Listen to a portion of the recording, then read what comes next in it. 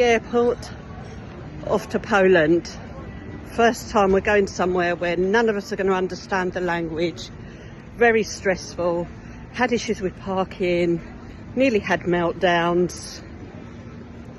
We hope since we got to Stansted things have improved. Staff have been very helpful.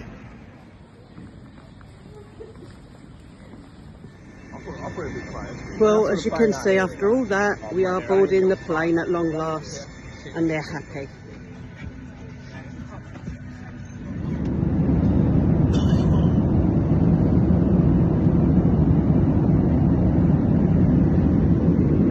Well, we have arrived in Poland.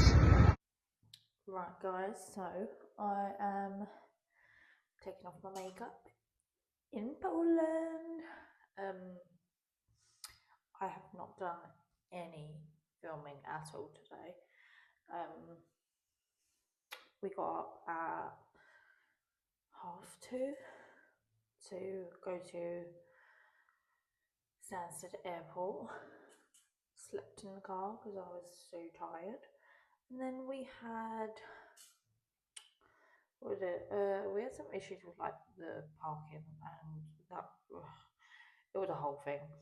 And then we got into the airport, and basically because it was like a last minute holiday, we didn't book assistance for the airport. That completely our fault. And there was a lot of people. Like we thought maybe that early in the morning it would be pretty quiet, but it was not. So what we ended up doing, we spoke to some guy that works there, and we explained the situation. I think he could see that I was getting a bit agitated, on edge, whatever you want to say.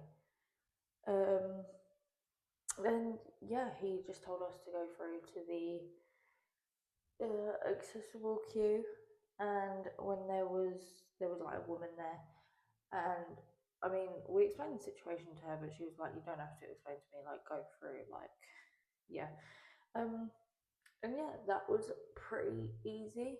Got some bits in WH Smith's and went on to the plane. Now I absolutely hate flying, so terrible experience, but I still most of the time. And then yeah, we landed in Poland at about 9 their time, because they're like an hour ahead. So not that bad of a journey. Only thing I will say, when we got to Krakow though, Krakow airport, the like queue for like non-EU passports, because obviously we've got UK passports, was really long. I think we were probably standing there for like maybe 25 minutes or so. And they don't have an accessible queue for non-EU passports, which don't know why, but whatever. What's it? They also take your picture on the other side and scan your fingerprints, which was a new experience for me. Obviously, for someone that's not expecting that, it's a bit strange, but we were all right. And then we've actually had a pretty busy day today. My mum has got like a couple clips from the airport. I'll make sure to include those. But yeah, and then I guess I will just explain what we've been doing today. Right, so as I was saying, so today we got to Krakow, the airport. It was only like what 10-minute train into the city centre. It was like 7 stops. Only thing is, it's really confusing trying to work out the whole ticket thing. But luckily, we spoke to someone at the information desk. They told us how to do it. We went to the platform. There was someone there.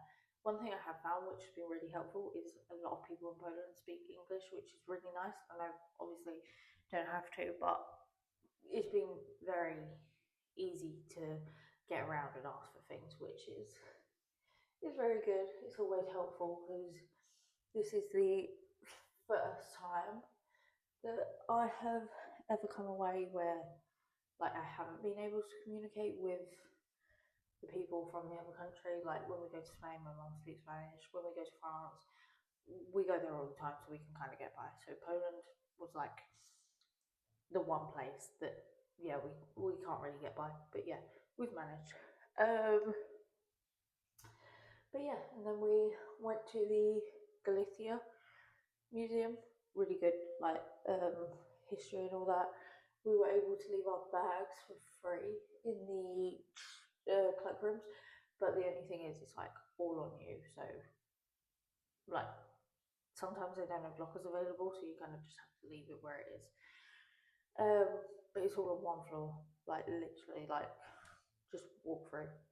Um, there is a whole lot of reading. There was no like audio, no nothing. Um, then we went to a bagel place for lunch. Um, it was for free bagels and free drinks. It was 115 zloty, which sounds like a lot, but that's only £20. Um, I think because their currency is so different, it like really throws you off. But yeah, it's only £20. Pretty cheap. It's not that bad. And then what else did we do? We checked into our apartment. The apartment's really nice. We've got an oven that actually works. Um, we've made some food at home, and then we went to Schindler's Factory. We've done a guided tour, which was probably better because there's so much to read and to see, and yeah, it was just nice to have someone like explain it to us, which yeah, really good. So if you were gonna go, I would recommend guided tour. Only thing with Poland, they they don't seem to offer um, accessible tickets anywhere. You have to pay for your carer, your assistant, whoever it is coming in with you, which is fine because I mean the museums are still pretty cheap anyway. Um, and then there wasn't any lifts from what we could see. Don't quote me on that, but from what we could see, there was no lifts at all throughout the tour. And there's loads and loads and loads of walking. The like floors a bit uneven, like it's a whole thing. But yeah, you need to be able to keep up with the tour guide. You need to be mobile, um, because yeah, Poland, lots of walking. Um, we found to get around, we've been getting Bolt.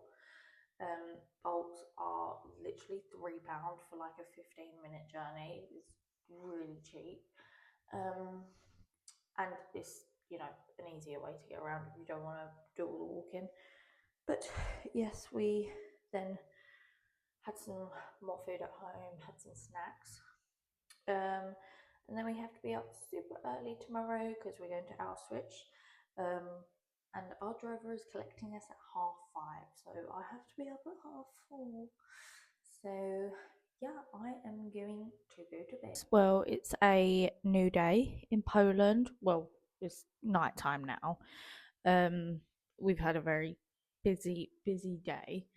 Um, we got picked up at 5:30 this morning to go to Auschwitz. Um, we done a guided tour, so we were picked up literally from the apartment, and then driven all the way there. And we had a tour guide. It was like a fairly big group. Um, I didn't record anything there, obviously, um, but all I will say is it's it's a lot of walking, um, very uneven surfaces. There's a lot of stairs. Um, so yeah, it can be a little bit difficult to get around. Um, And then afterwards, we had a little bit of time for lunch.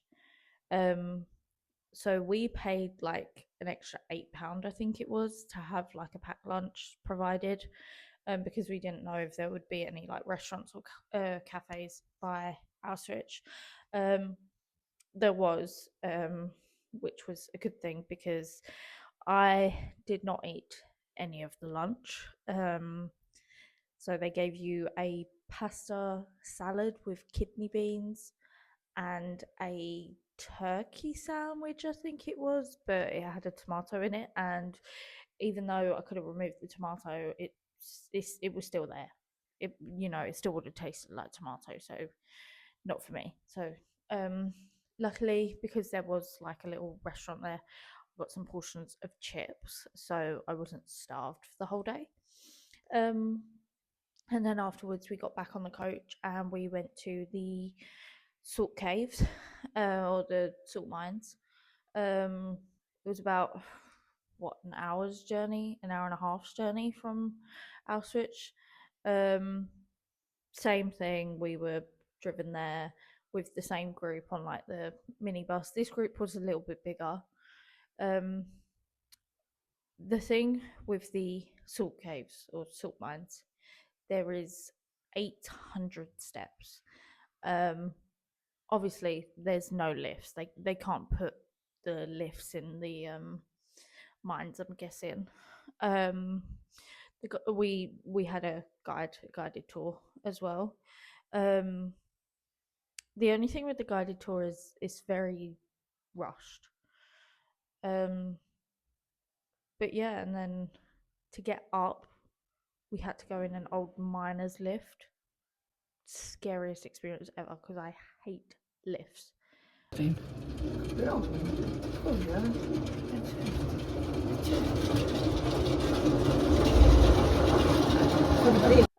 This was probably like 3:30, 4, so very very long day. Then yeah, we just went to McDonald's. Food that I would actually eat. Because I can't lie, I haven't tried any of like the Polish food because I just don't think it would be for me.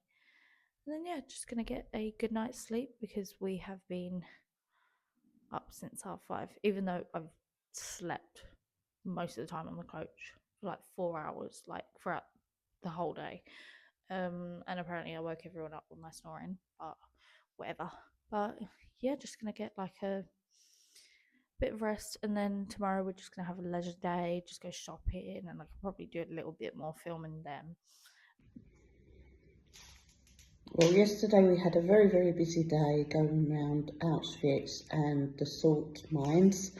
Auschwitz, I would definitely say you have to be fairly fit to get around there. It was a lot of walking for everyone, needed to be prepared, lots of waters. Also, going on a guided tour meant we had to keep up with a group. So that was a bit of an issue sometimes, especially as lots of people around, they didn't make any considerations into other people, knocking into each other. That did could have caused a few sensory issues, but we've been well prepared on this one by talking about it and explaining that, everyone wants to see everything, we've got to give each other room. But it still can be difficult for someone with sensory issues. The other thing is there isn't many places to sit and eat, get drinks, or even get any souvenirs or anything. So please do not think that you're going to go there and be able to sit down every so often. If you want to do that, you will probably miss part of your tour by sitting outside whilst the rest of the tour goes into that exhibition. The next bit that we did was we transferred to Birkenau. That was a much shorter but very rough terrain. So again, being fit, well prepared, having the right shoes on is a very big must. The road are very uneven when you're walking along. It is dirt track, so please be careful. Anyone with mobility issues might have a bit of difficulty when going around these areas. Yeah, so we went on to the salt mines. The one thing that I would say there is please don't buy as you go in and start going to all the little shops. There's a massive shop at the end where you can take a bit more time.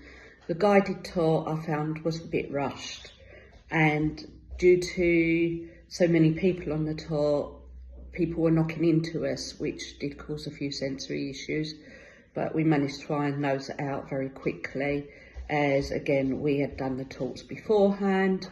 We went prepared, and we just stood back for a few minutes to sort of let the others go and then walk on and catch up with them once we felt okay. Again, guided tour, as I said, I felt very, very rushed with it. I would probably not do a guided tour next time.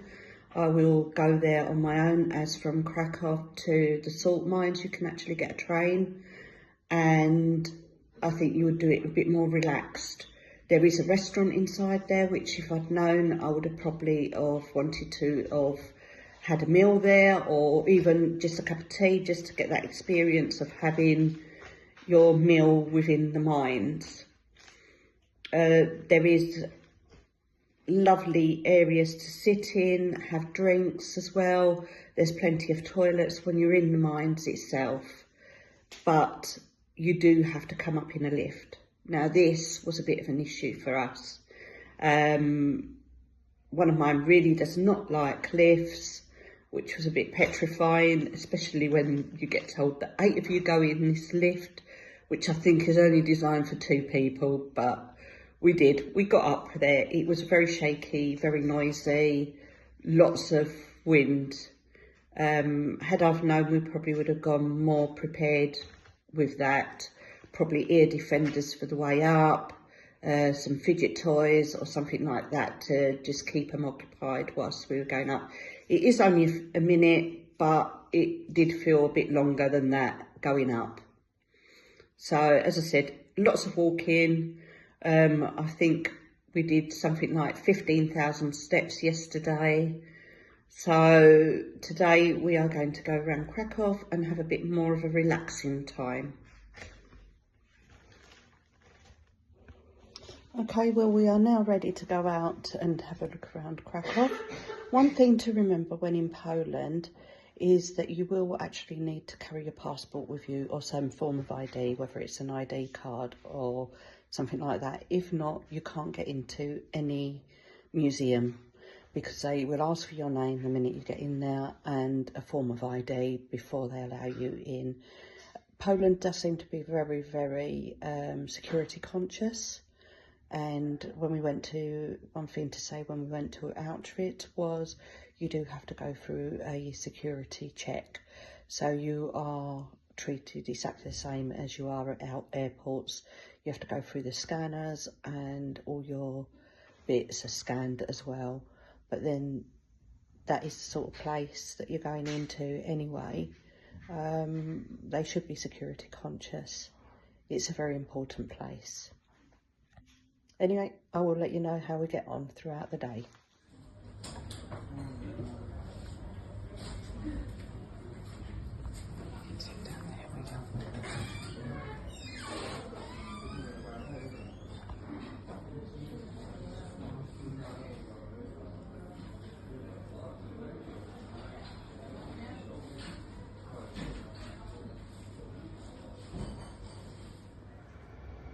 So we've just got back from a very busy day again, looking around Krakow. We went into the old town, had a look around. We just about touched on the Jewish area as well, and then looked in the market. We've just come back. We also found a big shopping centre, which we have now realised is only a 3-minute walk from our apartment if we'd gone the opposite way to what we did the other day. And there's a main station there, so we've now got our bearings, but we are due to go home. But this is all preparing us for next year when we come back as a bigger group. So today we did actually do the bunny cafe. Part of the reason was it wasn't so much something to do, but it was senses were getting very overloaded. As we all know, when travelling with neurodivergency, you have to regulate, and this was one of my ways to be able to get them to regulate. So we sat down, we had a drink, and after stroking rabbits, they were happy again. Right, so we've been back from Poland for a couple days now. As you can see, my hair is different. It never stays the same for very long, but anyway, so on the way there I noticed that when I was on the plane it was like really drying out my throat, and same with on the way back, and then I've just been getting worse and worse since. Turns out I actually have a sinus infection, which we think is probably just from the plane, and it might be something that I get every time I go on an aeroplane, which is great. But yeah, so I've not been feeling my best. I haven't really like finished off the video or like rounded it off, but yeah, as I say, we've been back for a couple days. I'm kind of on the mend now. Poland's definitely somewhere that we would look at going to again. I mean, we're actually looking to go again next year, as a bigger group with more family. It was very easy to get around. Well, in my opinion, it was easy to get around for me. As I said, or like mentioned a couple times throughout the video, the only thing with Poland is it's not very accessible for disability sometimes. Like, they don't offer a carer, they don't offer like to skip the queues and things, which was, I mean, it was fine for me because I had my mum there. She was able to like, calm me down if needed, and but yeah, I'd say that's the only downside, is they're not very accessible. I did find, like, once we were in the places, that it was quite demanding in a sense. Like, there's a lot of walking and everything. But I mean, besides that, the area is really nice. Everything we done was really nice. It was interesting. It's things that we'd wanted to do anyway. But yeah, I think that's pretty much it, to be honest. Yeah, and I guess until next time.